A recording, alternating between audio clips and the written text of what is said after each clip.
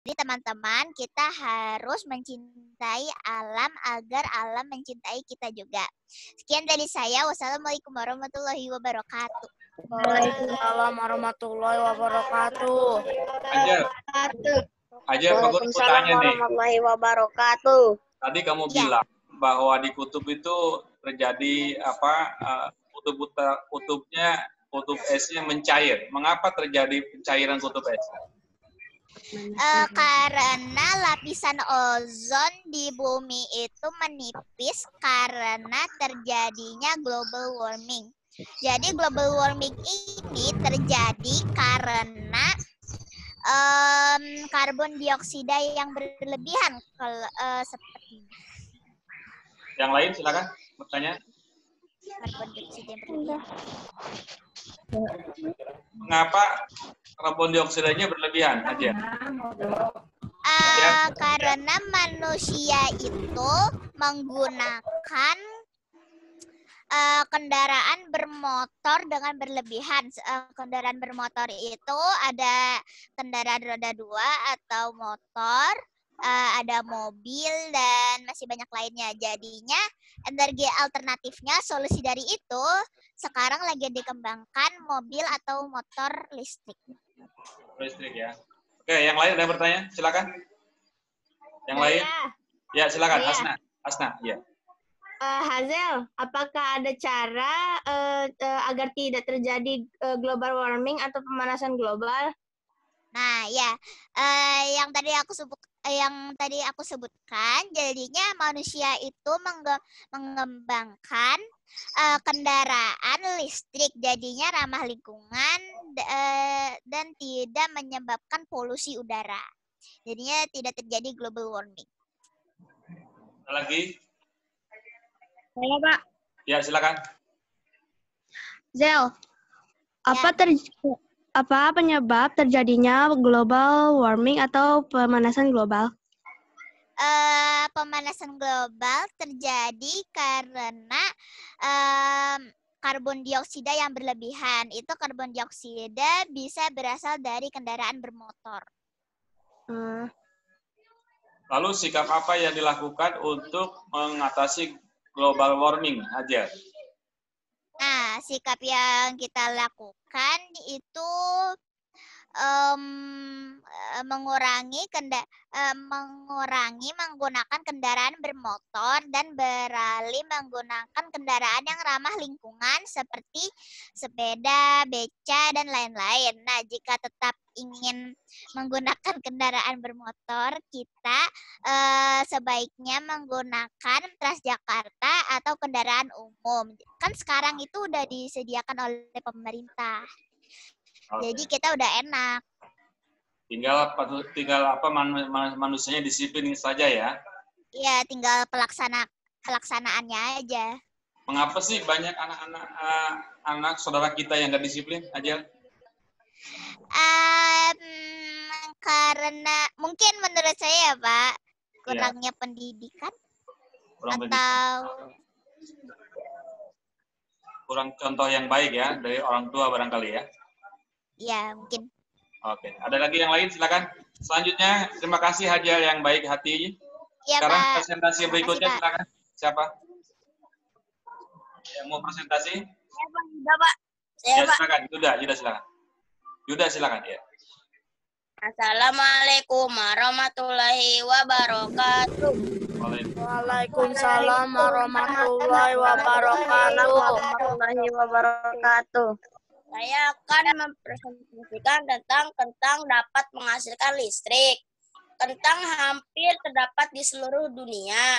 Manfaat kentang diantaranya sebagai makanan sumber karbohidrat dan energi bagi tubuh. Bagi Indonesia, kentang dimanfaatkan sebagai bahan baku makanan tradisional seperti perkedel. Lain menunjukkan bahwa kentang memiliki manfaat besar. Kentang dapat dimanfaatkan sebagai baterai bagi lampu untuk menerangi rumah kita. Beberapa lalu, para peneliti di Universitas Ibrani Yerusalem merilis temuannya. Kentang yang direbus selama 8 menit dapat membuat baterai mempunyai kekuatan 10 kali energi baterai pada umumnya. Sistem baterai kentang dapat digunakan untuk menyalakan lampu dengan pencahayaan selama 40 hari. Kentang bisa memasok listrik untuk ponsel dan produk elektronik lainnya. Tidak hanya itu, para ahli pun menyatakan bahwa kentang adalah sumber energi alternatif, namun tidak seefisien dan semudah energi angin dan surya dalam jangka waktu yang panjang. Sekian presentasi dari saya. Wassalamualaikum warahmatullahi wabarakatuh. Waalaikumsalam warahmatullahi wabarakatuh. Silakan, siapa yang bertanya? Ada yang bertanya? Ya, silakan yang bertanya. Yang bertanya aja. Aja bertanya aja. Ya, saya mau bertanya kepada Yuda, mengapa kentang tidak seefisien tenaga itu ya PLTS ya, pembangkit listrik tenaga apa sih? Tenaga angin ya gitu.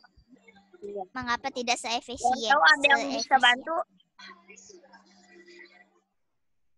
Ada yang bisa bantu? Saya kurang tahu. Efisien itu kan hemat, ya. Kalau kentang itu perlu material yang banyak. Ya, kalau angin kan sudah tersedia, jadi lebih efisien. Apalagi matahari sudah tidak terbatas, ya. Jadi itu jawabannya. Terbatas. Oke, Bapak, makasih. Sama-sama. Makasih, Yuda. Berikutnya silakan lagi siapa yang presentasi? Saya, Pak. Silakan. Siapa? Ya, Atar silakan. Ya, Atar. Silakan. Assalamualaikum warahmatullahi wabarakatuh. Waalaikumsalam warahmatullahi wabarakatuh. Saya akan mempresentasikan tentang tema 9, kayanya negeriku. Salah satu kekayaan sumber energi di negeriku Indonesia yang digunakan di sekitar kita adalah listrik dan air. Manfaat listrik dan air sangat besar dan berpengaruh terhadap kehidupan manusia. Oleh sebab itu, kita harus memanfaatkan sumber energi dengan sebaik-baiknya. Contohnya itu, matikan lampu di siang hari, dan matikan keran air apabila kita tidak menggunakannya.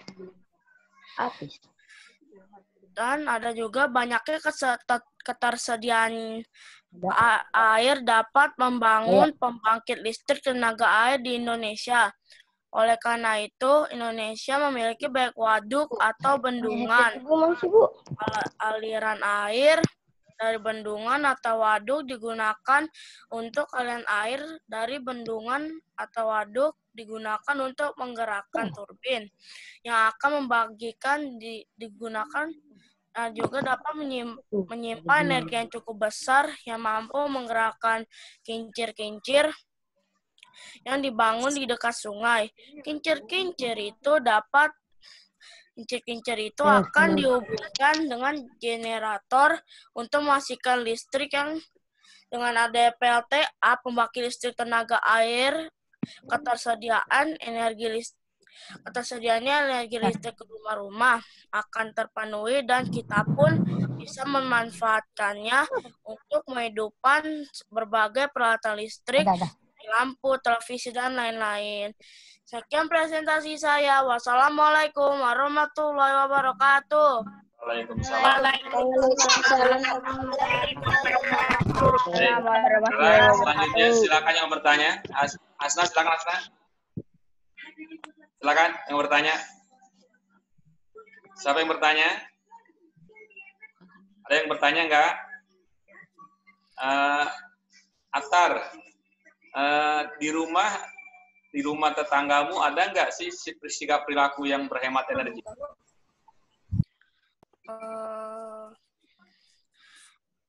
Ada sih, Pak. Misalnya? Misalnya itu mematikan lampu saat di siang hari karena ada sinar matahari. Dan dia tuh membuka jendela untuk mendapatkan sinarnya. Ya. Terus kalau ini ada nggak sih teman-temanmu tuh yang suka bersikap boros terhadap energi? Tidak ada sih, Pak. Tidak ada ya. Berarti bagus dong. Ya bagus lah, Pak. Alhamdulillah. Alasan bagus kenapa? Karena tuh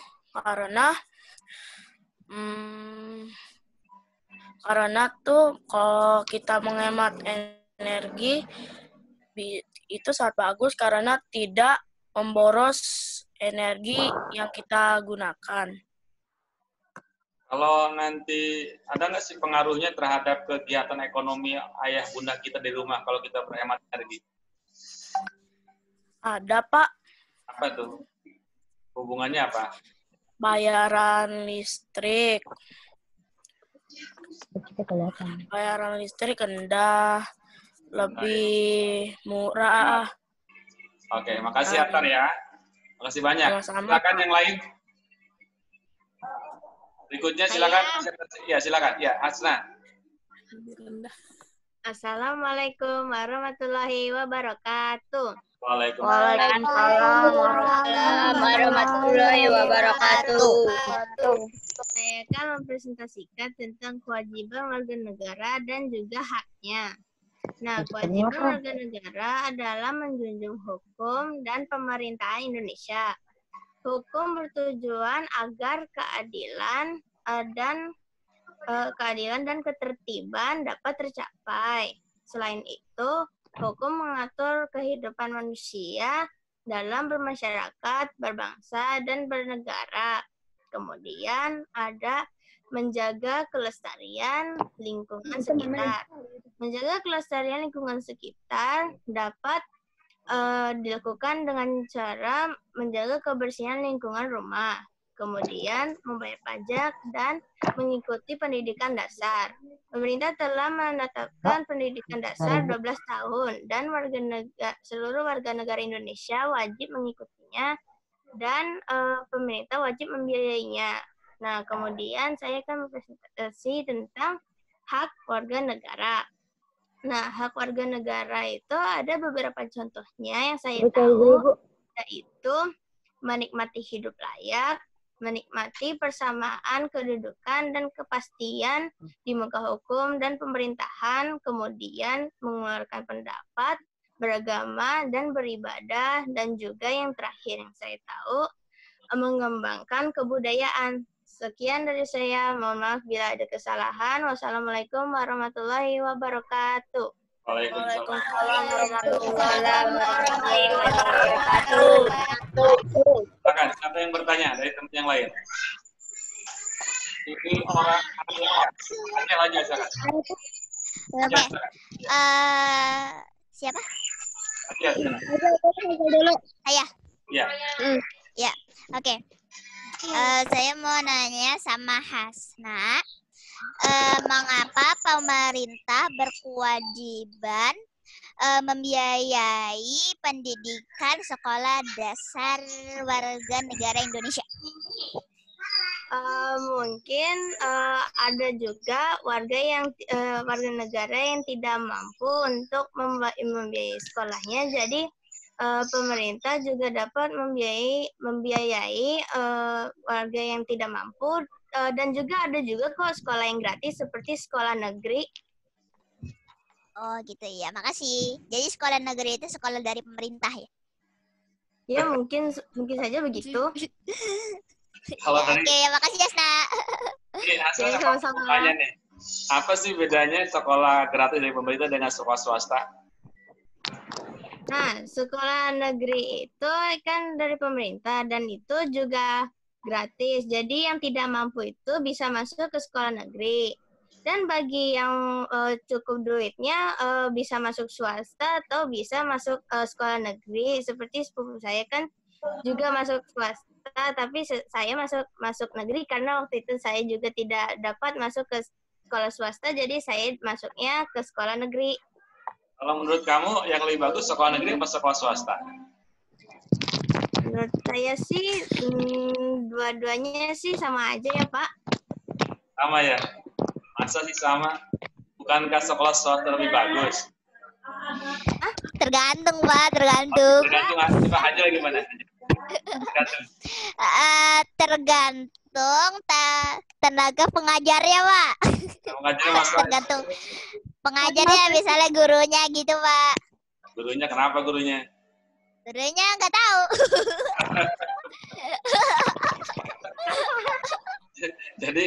Jadi sekolah, maksudnya sekolah negeri itu jelek atau tidak bagus gitu?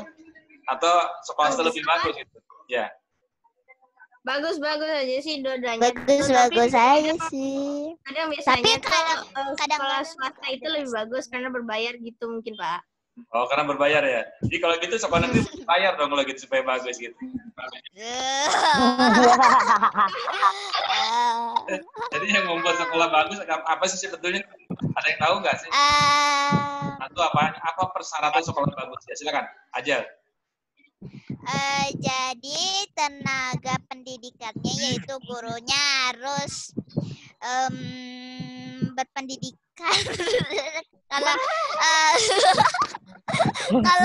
Kalau mau mengajar ke murid kan harus pintar kan ya Pak, makanya harus pendidikan. Ya kan Pak, ya kan. Apalagi yang kedua.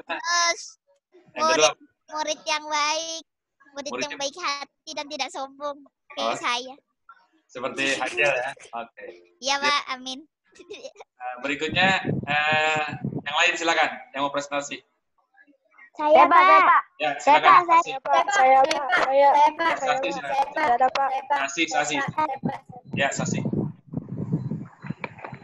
Assalamualaikum warahmatullahi wabarakatuh. Waalaikumsalam. Waalaikumsalam warahmatullahi wabarakatuh. Ibu. Tentang fungsi lingkungan bagi kehidupan manusia.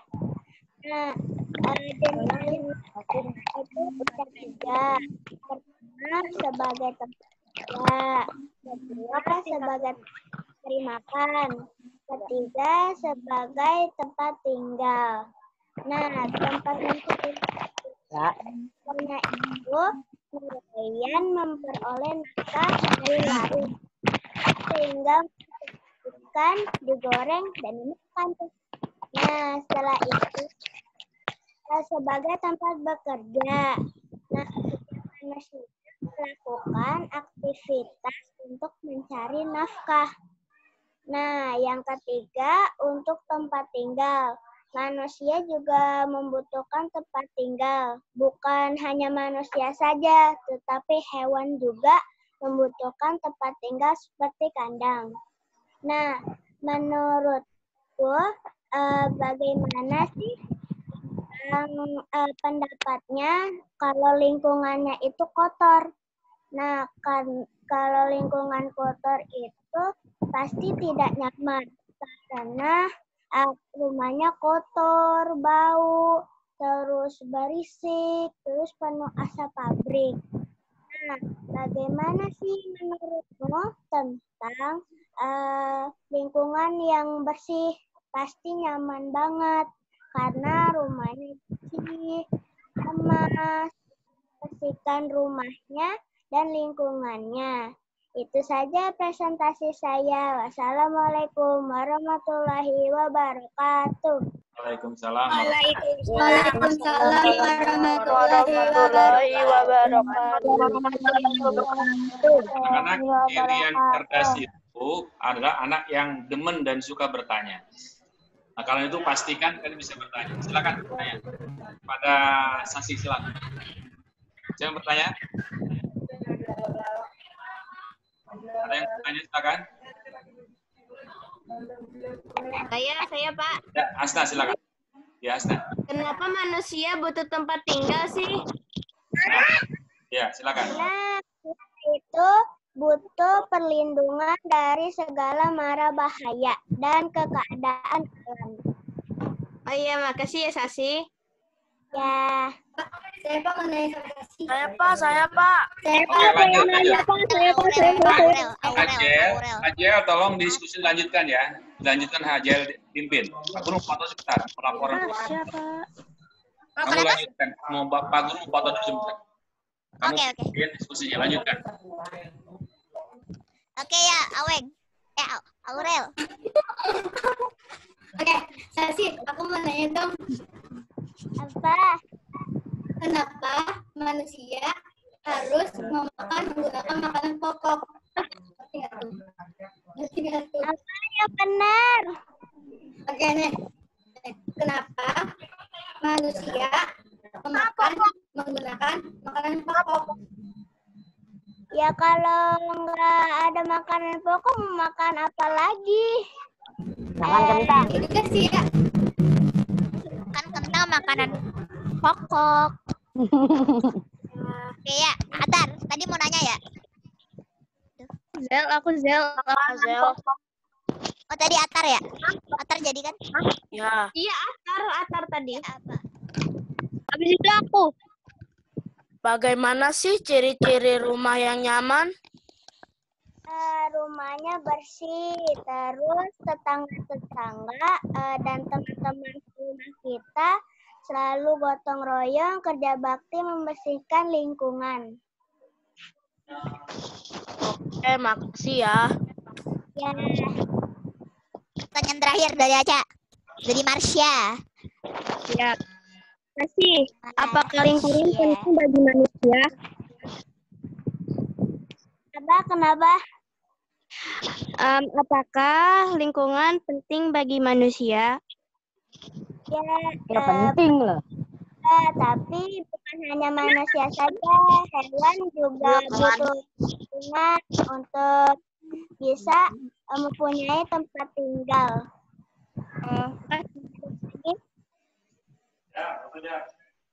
Oke, siapa lagi yang mau presentasi?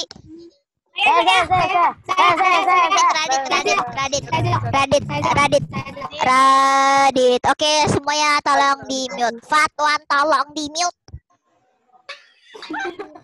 Sabar, Zel, sabar. Detik pas harus sabar. Assalamualaikum warahmatullahi wabarakatuh. Waalaikumsalam warahmatullahi wabarakatuh. Saya akan mempresentasikan tentang listrik dan air. Air memiliki manfaat yang sangat besar bagi kehidupan manusia. Salah satu pemanfaatan air sebagian dari pembangkit listrik tenaga air. Manfaat air sangat besar dan berpengaruh terhadap kehidupan manusia. Oleh sebab itu, dalam pemanfaatan air hendaknya diimbangi dengan kesadaran menjaga sumber air yang ada di bumi. Membuang air merupakan perbuatan yang tidak baik. Air dan listrik menjadi kebutuhan manusia yang tidak bisa digantikan oleh apapun.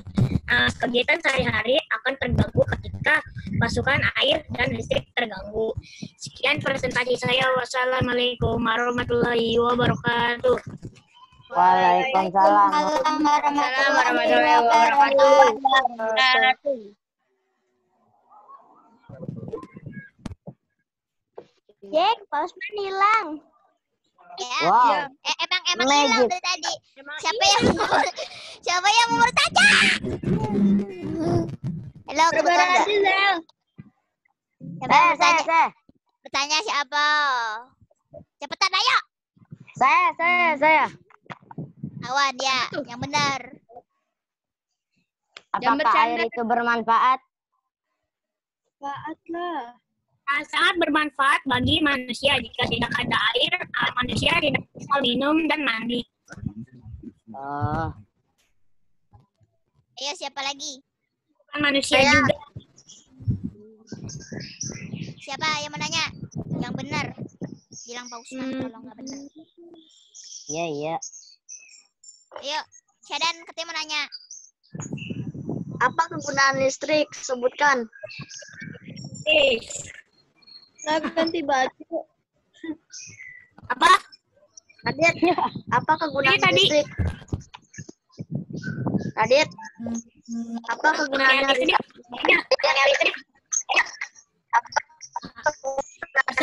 Lampu, TV, kipas angin, AC, kulkas, dan lain-lain. Aku pengen nanya. Makasih, Dit. Ya. Aku mau nanya. Yuk, Marsha.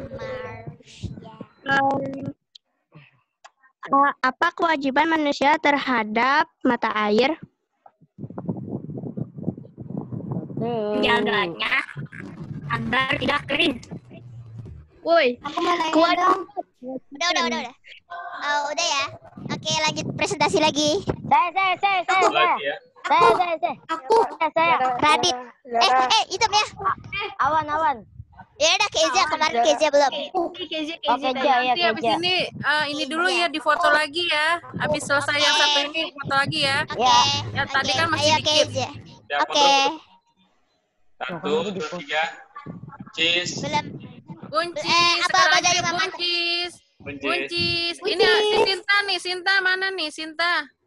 Sinta.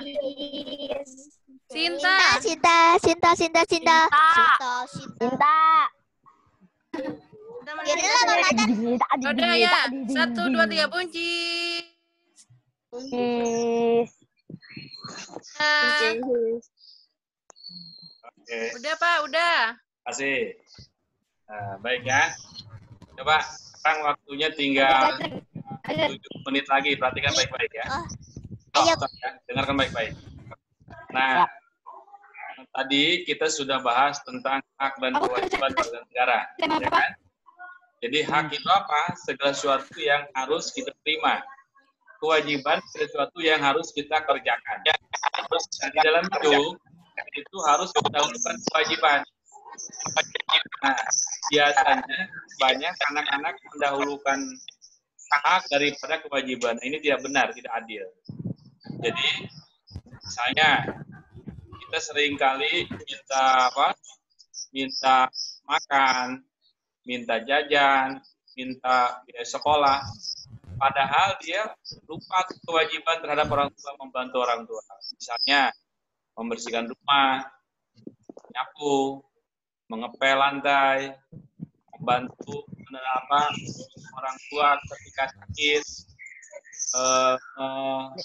melayani ayah juga, misalnya kalau pulang dari kantor, apakah kendaraannya, apakah tasnya disambut dengan baik, itu adalah kewajiban sebagai anak. Atau mendoakan orang tua. Nah, kita harus mendahulukan hak daripada kewajiban. Jangan sampai di rumah itu kita seringkali nuntut hak-hak kita kepada orang tua. Halo? Paham nggak? Siapa yang paham? Jadi yang didahulukan yang didahulukan kewajiban daripada hak, ya. Kewajiban daripada hak. Nah, kalau kewajiban dilaksanakan nanti dapat hak yang baik, ya. Contoh misalnya kewajiban seorang orang tua kalau udah atau kalian udah dewasa, kewajibannya bekerja dengan baik sehingga mendapatkan upah atau gaji. Tapi kalau kita nggak berkewajiban, nggak dapat upah, nggak dapat gaji. Nah, kewajiban sebagai umat beragama beribadah kepada Allah Subhanahu Wa Taala, baru dapat surga. Jangan sampai justru lupa kewajiban kepada Allah, kewajiban kepada ayah bunda, kewajiban di masyarakat misalnya. Kewajiban di masyarakat, kewajiban untuk membantu masyarakat, bersosialisasi dengan masyarakat, peduli terhadap masyarakat, lingkungan sekitar. Misalnya tentang peduli kebersihan, peduli kepada orang yang ditimpa musibah. Nah, itu adalah kewajiban. Haknya apa? Haknya adalah kita mendapatkan pengakuan yang sama. Jika kita ada musibah, kita juga ditolong orang, ya kan? Nah, itulah kewajiban. Jadi kesimpulannya satu, kewajiban kepada Tuhan, beribadah kepada Allah waktu, berdoa, baca Quran, sholawat Nabi, banyak tobat, banyak membersihkan diri kita. Itu kewajiban kepada Tuhan. Ibadah kepada Allah Subhanahu Wa Taala. Membantu orang tua juga sebetulnya kewajiban terhadap orang tua, ada kewajiban yang diajukan oleh ajaran agama juga. Nah, kewajiban yang kedua, kewajiban kepada orang tua. Kewajiban ketiga, kewajiban kepada masyarakat dan kewajiban kepada bangsa dan negara. pada bangsa negara ada kewajiban untuk apa? Selalu patuh dan taat kepada aturan negara. Misalnya sekarang kita belajar di rumah karena situasi pandemi corona, ya. Ini adalah suatu kewajiban. Haknya apa? Haknya kita untuk tercegah daripada penyakit. Nah, oleh karena itu, sekali lagi jangan lupa Pak Guru pesan di siang hari yang baik ini, jadilah anak-anak yang tahu kewajiban dan pastikan hak itu akan diterima dengan baik ketika kamu melaksanakan kewajiban dengan sebenarnya. Demikian Zoom meeting pada sore hari ini. Dan selamat istirahat. Assalamualaikum warahmatullahi wabarakatuh. Dadah. Waalaikumsalam warahmatullahi wabarakatuh.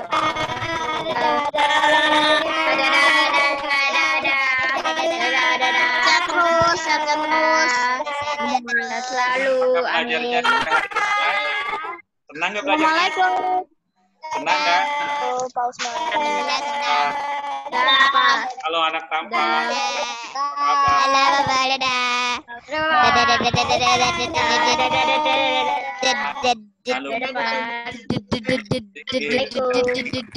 Assalamualaikum. Dengan lagu di sini senang-senang. Di sini Sedang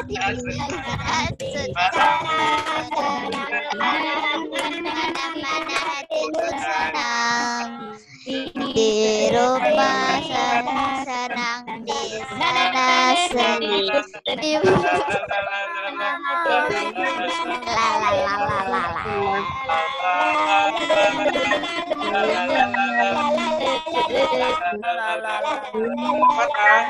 Pada